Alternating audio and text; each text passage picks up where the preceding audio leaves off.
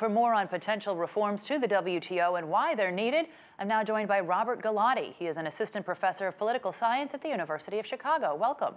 Thank you. So one thing I hear time and time again from businesses in the U.S. and in Washington, and Washington government officials themselves, is that the WTO just takes too long to render justice. So that's obviously one complaint. What do all the reform plans, though, have in common? All of the reform plans are aimed at making the system more responsive to the way that trade is happening today. The negotiations and the strategies that people have been using to negotiate have been stuck in a 19th century strategy for negotiations. Tariff-based swaps of product-by-product negotiations just don't really work fast enough for the kind of technological changes that you were just talking about. So what are some of the other changes that are worth considering and are being considered? Well, it depends on who you're talking about. From the Trump administration standpoint, they want more of a free hand to use temporary trade barriers. From the rest of the world's perspective, the goal is to make it so that the rules account for things like trade and value add or services trade, which don't have tariffs on them. There's no tariff on a construction worker working in a different country, but it's increasingly becoming possible with new technologies. So one thing I wonder is the WTO's authority is really based in its members and its members' ability and desire to follow its decisions. So that begs the question whether or not the WTO really has the authority that it was designed to have or perhaps had at the beginning. The WTO and the General Agreement on Tariffs and Trade before it has long been a member-driven organization. To some degree, it's just a meeting place for countries to hash out their differences, and it provides a set of rules for how to do that.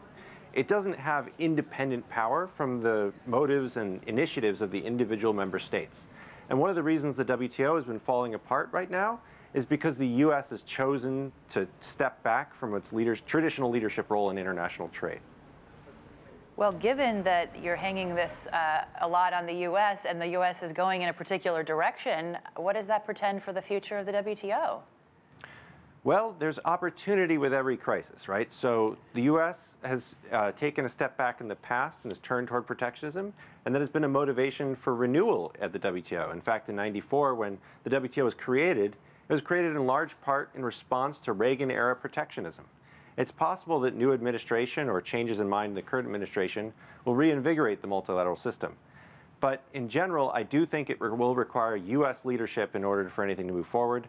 And it's going to have to grapple directly with the main trade partner of the United States, China.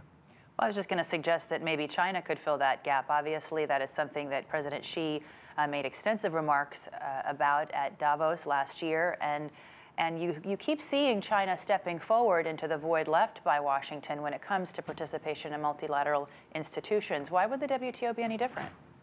Well, the WTO rules are special in the sense that they can only really change by two channels, either through the successful completion of a round, like the Doha round, or via the individual disputes where you can change things around the edges, something like the U.S. Supreme Court. All of the China changes that they proposed after joining were part of the Doha round and fell with the Doha round. Because it hasn't really been completed, right? Yes. So all of the procedural changes, all of their participation is kind of bound up with the way that the rounds are set up. And that's both a flaw and a feature of the way the negotiations work. It tied liberalization with changes in the system.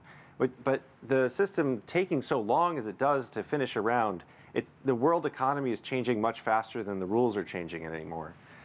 Yeah, that makes sense that there's that criticism. So then if you follow the logic there, I guess what I would wonder next is, can all of this be resolved in the next round, including China's role?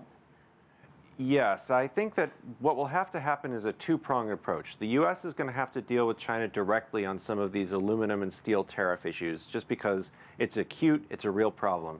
But the next round is going to have to do something about how to make the negotiations relevant for today's businesses. Not just focusing on swaps of tariffs in exchange for agricultural subsidies, for protection of intellectual property, but actually going to the real new economy, which includes services trade, new information technologies, things that don't have direct tariffs applied to them. One other question is the impact of these blocked appointments. That's been one way Washington has been protesting its dissatisfaction, if you will, for the mechanisms of the WTO.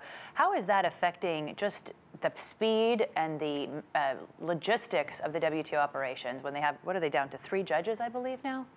Yeah, at this point, if any of them retires or takes a break or anything, the entire system would collapse. It's bad, not only because that danger is there, but already the appellate body is a really important higher court within the WTO for resolving the most intractable disputes.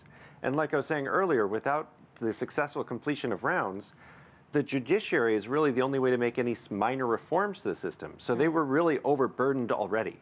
So the U.S. has really found a way to hold up the entire world trade system by just blocking judges. It's quite extraordinary. They've been doing it for a little while, but the Trump administration has taken a very hard line on this.